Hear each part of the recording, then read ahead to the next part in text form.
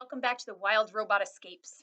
As you recall, our last chapters were revolving around the tornado that came through and broke part of the robot, um, devastated part of the farm, and then they went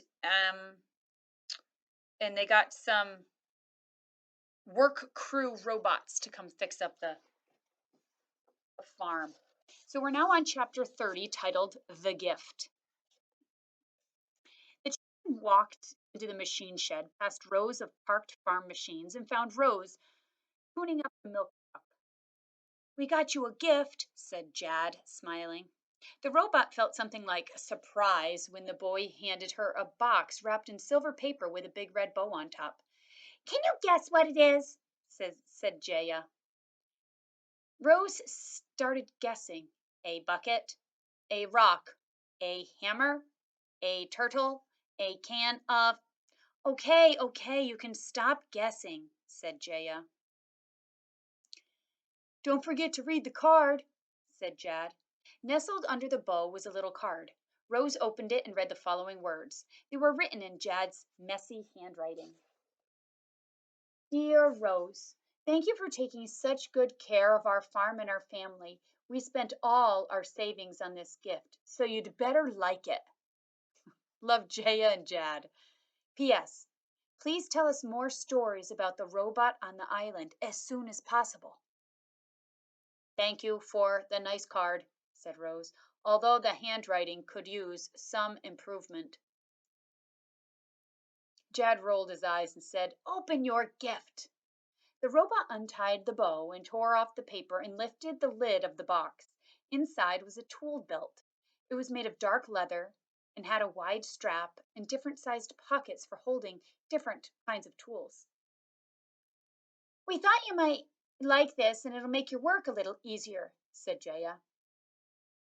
"It's designed specifically for Rosum robots," said Jad, "so it should fit you perfectly." The children helped Rose put on her new tool belt.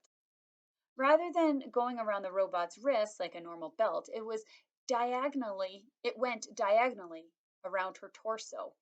Jad looped it over Rose's left shoulder and down around her right thigh. Jaya laced the strap through the buckle and tightened it until the tool belt was snug and secure across her chest. "Do you like it?" said Jaya.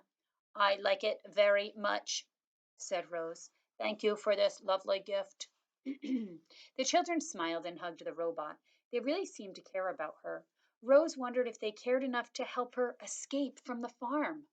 One of these days she would have to risk everything and tell them the truth. For now, however, she did the next best thing.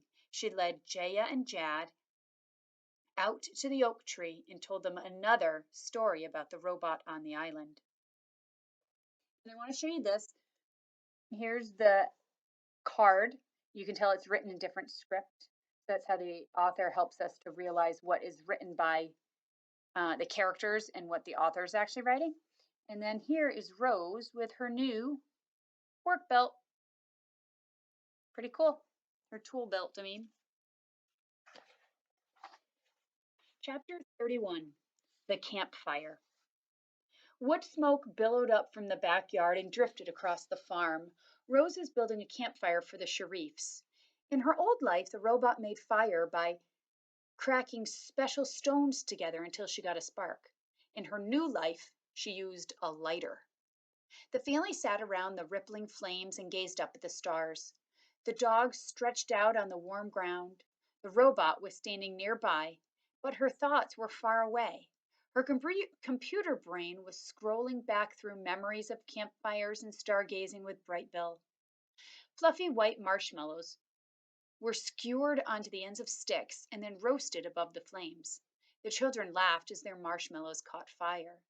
They liked them charred on the outside and gooey on the inside. Their father preferred his evenly browned.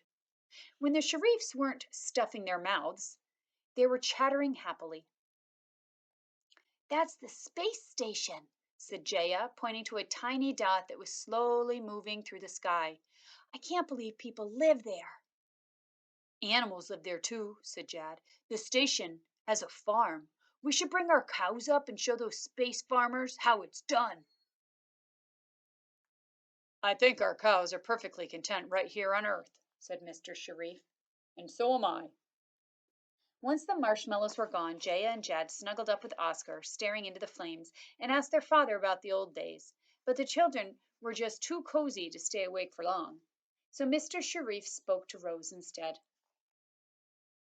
We made campfires all the time when I was a boy. The man poked the coals with his marshmallow stick, and glowing embers floated into the air. The whole family would sit around like this telling stories.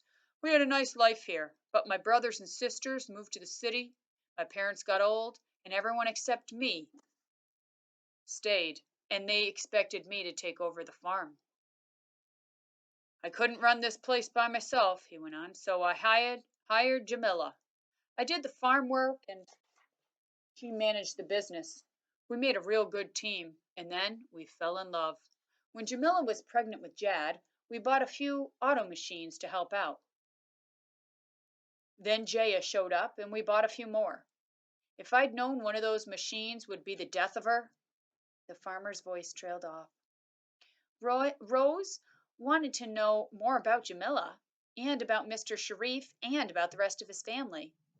But a normal robot wouldn't ask personal questions, so she kept her questions to herself and dropped another log on the fire. Chapter 32 The Old Barn. Long ago, Hilltop Farm was a different place. The original farmers grew vegetable gardens and fruit orchards, and they raised chickens and sheep and goats. The farm had changed a lot since then, but there were still signs of its past. Low stone walls lined some of the fields, a rusty tractor sat in the weeds, and hidden within a densely wooded grove was the old barn. The barn hadn't been used in generations. Over the years, trees had quietly grown up around, and moss had spread across its roof. But the barn was still strong and solid, and Rose wanted to take a look inside. The old barn door screeched along its rails.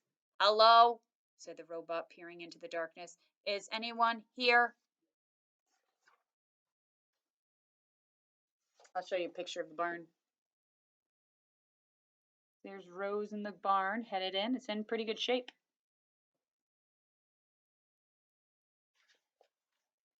A mouse squeaked and scurried out of sight, and then Rose had the barn to herself. She stepped through the doorway and switched on her headlights. The vast interior was crisscrossed with thick wooden beams. Stairways and ramps led up to lofts and platforms. Lanterns hung from hooks on the walls. Old-fashioned farm equipment lay here and there. The barn still had the faint smell of farm animals, even though none had lived there in ages. A small trunk sat on the work table covered in dust.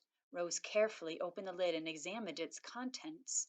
A collection of farming magazines, a pair of leather gloves, a pencil nub. Then she noticed a small journal. The name Cyrus Sharif was elegantly scrawled across the cover page. The pages were filled with handwritten notes and hand-drawing diagrams about raising livestock and growing crops and building barns, about working the land with the help of strong animals and simple machines. Cyrus Sharif had also jotted down his thoughts about the long history of farming. He believed that the modern world owed its entire existence to ancient farms. When early humans first started growing their food, those farms were small and primitive, but they supported villages, which became towns, which eventually became cities. The writings were so wise and insightful that Rose read the journal from cover to cover. By the end, she almost felt as if she knew Cyrus Sharif, whoever he was. The journal was a treasure. She tucked it into a pocket of her tool belt for safekeeping. Chapter 33, titled The Autumn. Autumn colors were sweeping across farm country. The lush green of summer faded into reds and browns. Crops were harvested. Leaves fell away, and the landscape turned stark and gray. On Hilltop Farm, the cows were grazing on what remained of the pasture grass, while the herding machine hovered nearby. The field machine was preparing the fields for winter. The drones circled the farm several times a day, but there was less to report in autumn. Although Jaya and Jad were busy with school, they always made time for Rose. The children never grew tired of listening to the robots' stories, and they never grew tired of sharing their own. The bees and the mice and the deer and the frogs and the raccoons and the squirrels and the snakes were all getting ready for the cold winter. So, too, were the birds. The owls spruced up their nests. The crows stockpiled acorns. The swallows were still swooping over the farmland, but they would soon be leaving for winter, and any day now other migratory birds would begin passing through on their long journey to the south. Our last chapter today is chapter 34, titled The Delighted Geese. A flock of geese had just landed at Hilltop Farm. It was the first flock of autumn migration. The geese floated on the pond, cleaned their feathers, and nibbled on weeds. But they all stopped what they were doing when Rose waved and said hello. The robot never forgot a face, and she was certain she didn't know any of the geese. But they seemed to know her. Before she even introduced herself, the lead goose squawked, "Is your name Rose?" The robot stared at the goose. "Yes, it is." "And you can speak the animal language?" The answer was obvious, but Rose politely said, "Yes, I can speak the animal language." "Do you, by chance, have a goose for a son?"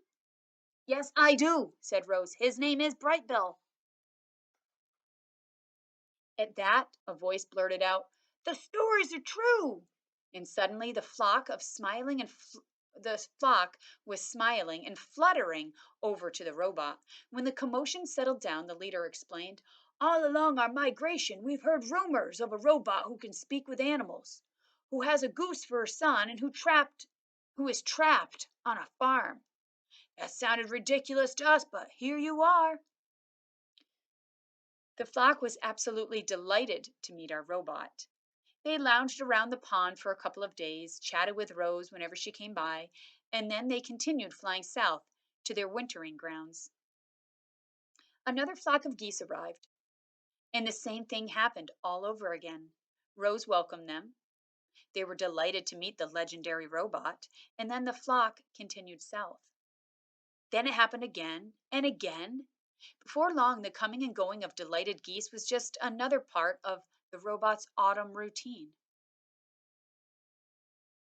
Straggling behind the others, as usual, was Wingtip's flock. When Rose saw them splashing onto the pond, she felt something like hope that they might have news of her son. Sadly, the geese had no news to report, and as the flock took off and left Rose behind, she began to question whether she'd ever see Brightbill again.